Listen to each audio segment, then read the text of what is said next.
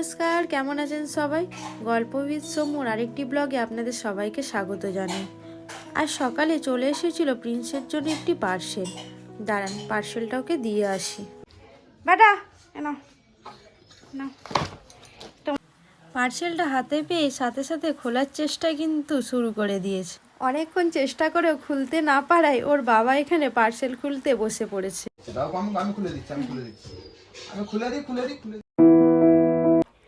বাবা পার্সেল খুলতে বসলেও প্রিন্সটা কিন্তু ব্যস্ত হয়ে যাচ্ছে পার্সেলের ভেতরে কী আছে দেখার জন্য।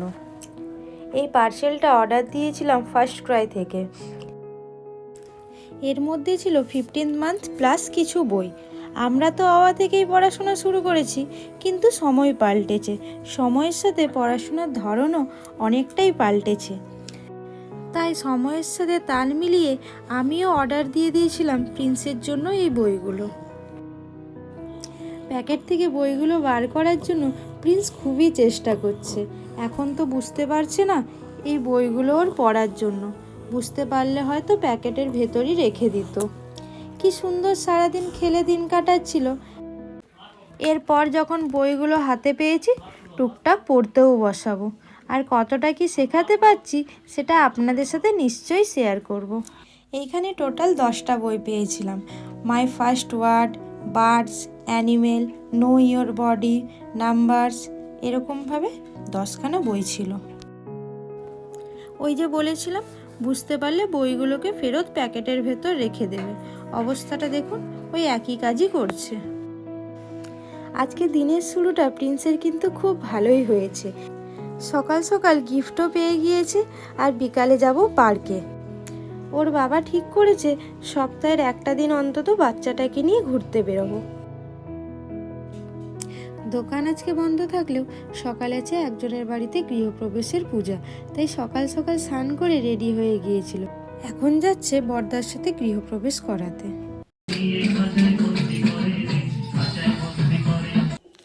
আজ প্রিন্সটা এতটাই খুশি যে নেচেই চলেছে।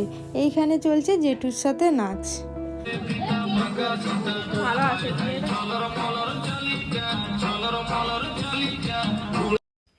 ওর বাবা চলে এসেছে গৃহপ্রবেশ করিয়ে। এখন বেরিয়ে পড়েছি পার্কের উদ্দেশ্যে। প্রিন্সের মুখের খুশিটা একবার দেখ। দাঁড়ান, আগে টিকিটটা কেটে নিই, তারপরে দেখাচ্ছি কোন পার্কে এসেছি। আজকে এসেছি সুকুমার সেনগুপ্ত স্মৃতি উদ্যানে। প্রিন্সটাকে দেখুন, আগেই দৌড়াচ্ছে। দেখুন এতটাই এক্সাইটেড যে নিচে দেখার সময় নেই, পড়ে যাচ্ছে। কোথাও লেগে না যায়, তাই এখন হাতটা ধরে ভেতর পর্যন্ত নিয়ে যায়। ভেতরে গিয়ে নাই হোক ছোটাছুটি করবে। প্রিন্সটা হাত ধরে কোনো মতেই হাঁটবে না। ওর ভাবনা চিন্তা শুধু আগেই দৌড়াবে। শীত তো ভালোই পড়েছে, কিন্তু জানি না কেন গোলাপ গাছগুলো না এখনো কিন্তু ফুল ফোটেনি সেরকম। প্রিন্সটা যা ছোটাছুটি করছে তার থেকে ভালো একটু কোলে করেই ওকে নিয়ে যায়। যে কোনো জিনিসেই চাপতে কিন্তু প্রিন্সটা খুব ভালোই বাসে, তাই প্রথমেই ওকে বাচ্চাদের এই ঘোড়ার চেয়ারগুলো নিয়ে চাপিয়ে দিচ্ছে। আমি অনেকক্ষণই ঘোরালাম, এরপর ওর বাবাকে বলি কিছুক্ষণ ঘোরানোর জন্য।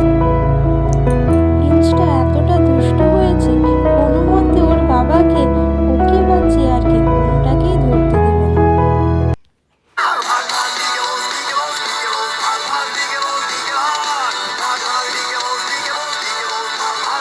অনেকক্ষণ এখানে ঘোরা হলো, এখন সামনের দিকে যাব। প্রিন্সটাকে এতটা খুশি দেখে মনে হচ্ছে সত্যি সপ্তাহের একটা দিন অন্তত ওকে বাইরে কোথাও ঘোরাতে নিয়ে যেতেই হবে। এরপর ব্যাটাকে নিয়ে চলে এসেছিলাম স্লাইডে চাপতে। ছোটোবেলায় এই স্লাইডে চাপতে বেশ ভালোই বাসতাম। আজ বহু বছর পর ব্যাটাকে নিয়ে চাপলাম। যা ভয়ে ভয়ে ওকে স্লাইড থেকে নিয়ে নামলাম সে আমিই জানি। প্রিন্সের বাবাকে বললাম, এবার তুমি নিয়ে যাও ব্যাটাকে, আমার দ্বারাই আর হবে না। A few moments later.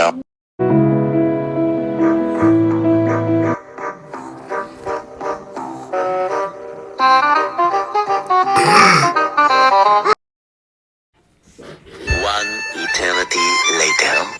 না, অনেক চেষ্টা করেও ব্যাটাকে নিয়ে নামতে পারলো না, তাই নিজের ছোটবেলাটা একা একাই মনে করে নিচ্ছে।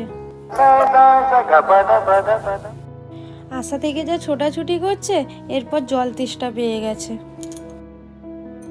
এইদিকে দেখুন আরেকজনকে, ছোটবেলায় একটু বেশিই মনে পড়ে গিয়েছে, ব্যাটাকে ছেড়ে একাই সবে চেপে চেপে ঘুরছে। দাঁড়া দাঁড়া দাঁড়া দাঁড়া তুলছি, দাঁড়া আমি তুলছি দাঁড়া, ওই এক সাইড হয়ে গেছে না। দোল দোল দুলুনি রাঙা মাথায় চিরুনি।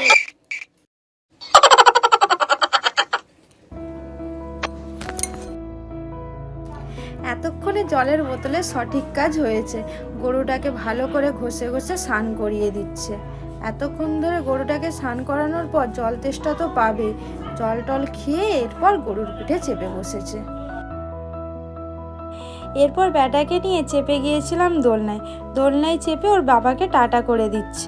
কিন্তু ওর বাবা যেই দোলনায় চাপতে এসেছে অমনি আর দোলনায় চাপবে না, শুধু বদমাইশি করবে।